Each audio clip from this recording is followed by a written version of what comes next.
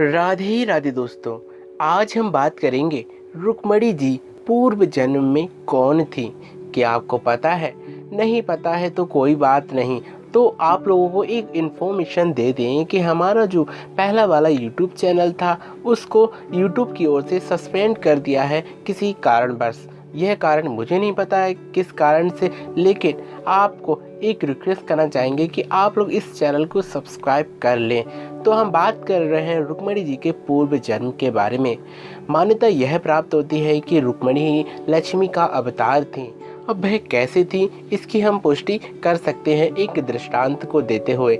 यह दृष्टांत जब होता है जब वैकुंठपति नारायण लक्ष्मी से एक बात विवाद करते हैं और विवाद में कहते हैं कि लक्ष्मी जी, मैं जिसके घर जाता हूँ उसी घर आपको जाना पड़ता है। यह बात को सुनते हुए लक्ष्मी जी कहती हैं कि एक बार किसी न किसी की परीक्षा कर ली जाए। यह बात को सुनते हुए लक्ष्मी नारायण इस धराधाम पृथ्वी लोक पर भ्रमण करते हुए जाते हैं। भ्रमण करते हुए देखते हैं कि मेरा भक्त कौन है। तब भक्त को देखते हुए देखते हैं कि एक सेठ जी हैं जो बहुत ही ज़्यादा सुंदर हैं और वह हमेशा गरीबों को भोजन कराया करते हैं, वह बहुत ही दानवीर हैं। यह बात को देखते हुए नारायण जो होते हैं कहते हैं कि लक्ष्मी जी, आप कुछ दिनों के लिए तो रहिए बैकुंठ में, जब मैं आपको आदेश दूं और इस घर से जाने के लिए मैं खुद सज हो जाऊं तब तुम्हें उसी क्षण आना होगा। यह बात को सुनते हुए लक्ष्मी जी प्रसन्न हो जाती हैं और वह तो बैकुंठ लोक को चली जाती हैं। इधर से नारायण भगवान कहते हैं कि अब मुझे भिक्षा के रूप में कोई भिक्षुक बनना पड़ेगा, जिसके कारण वह एक सन्यासी का रूप धारण करके उस सेठ जी के पास जाते हैं। सेठ जी के पास जाने के पश्चात उनसे कहते हैं कि हमें भोजन दीजिए, हमें बहुत दिनों से भूख लग रही है, लेकिन किसी के द्वार पर भी हमें भोजन नहीं मिला है।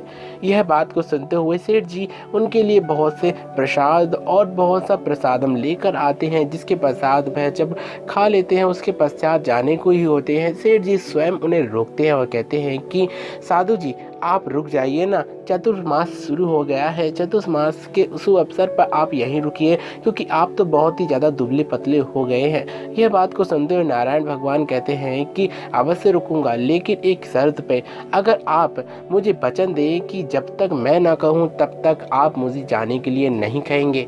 यह बात को सुनते हुए सेठ जी मान जाते हैं और मानने के पश्चात जो स्वयं विष्णु भगवान होते हैं हवन और बहुत से ऐसे कार्य करने लगते हैं, जिसके कारण सेठ जी बहुत ही ज़्यादा दुखित हो जाते हैं। लेकिन हर पल एक सा नहीं होता है, जिसके कारण उन्हें बहुत से गरीबों का सामना करना पड़ गया।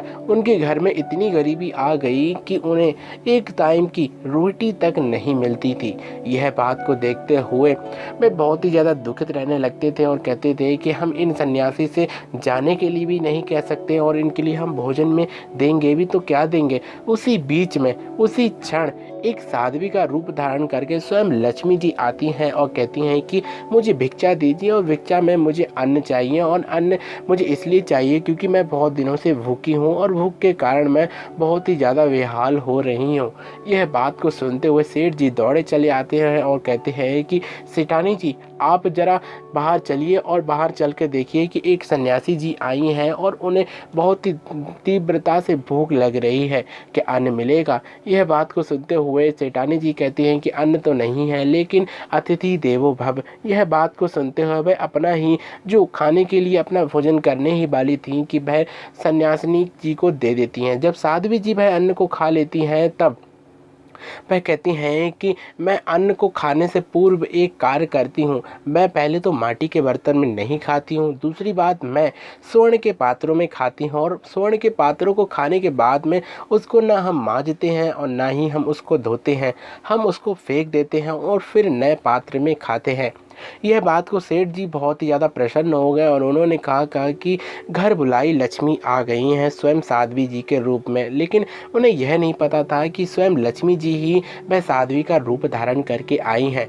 अब आगे बात बढ़ते बढ़ते जब साध्वी जी ने कहा कि अच्छा हम चलते हैं, लेकिन सेठ जी नहीं माने और सेठ जी ने कहा कि आप रुक जाइए ना देवी, अगर आप रुकेंगी तो हम सोचेंगे हम आपकी सेवा कर रहे हैं।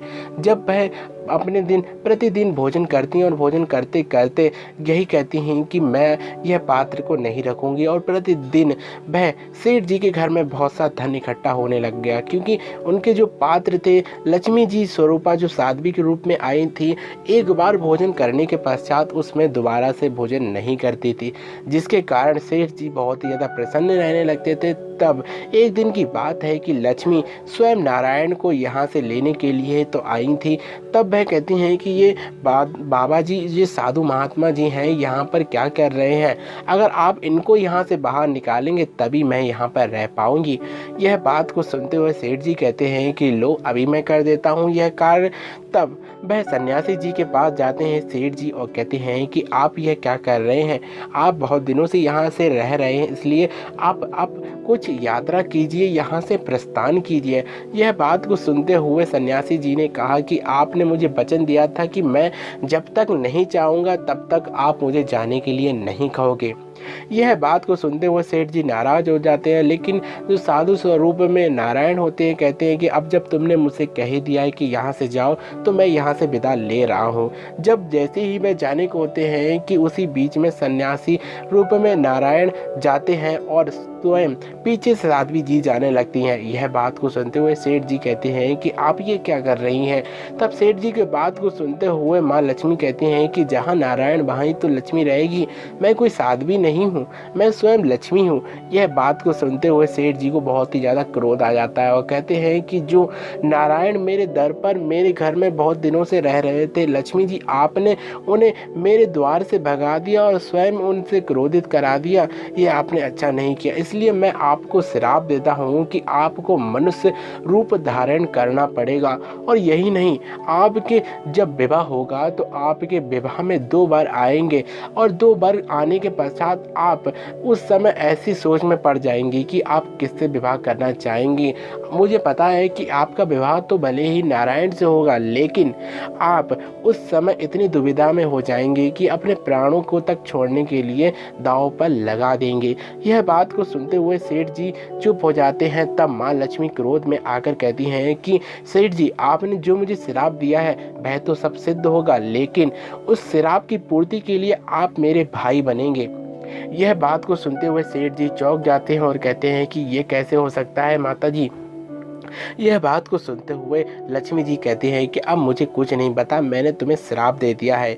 इसी कारण बस जो लक्ष्मी जी होती हैं वह इस जन्म में आकर स्वयं रुक्मणी जी के रूप में आती हैं, और जो सेठ जी होती हैं वह रुक्मणी जी के भ्राता बड़े रुक्मी के रूप में आते हैं, जिसके कारण रुक्मी बहुत ही ज़्यादा दुष्ट होता है और दुष्टता के कारण वह शिशुपाल के संग रुक्मणी जी का विवाह तय कर देता है और स्वयं श्री कृष्ण आते हैं उनके दूल्हे के रूप में, जिसे कारण उन्हें वहां से छुड़ाकर ले जाते हैं। यही कारण था कि लक्ष्मी स्वरूपा ही रुक्मणी जी थी। आपको ये जानकारी कैसी लगी प्लीज़ कमेंट्स करके बताएं, और आपको हम बता दें कि ये हमारा नया चैनल है, प्लीज़ इसको सब्सक्राइब करना ना भूलें। तो फिर से मिलते हैं ऐसी नई नई गाथाओं के संग, तब तक के लिए मेरे संग प्यार से बोलिए राधे राधे।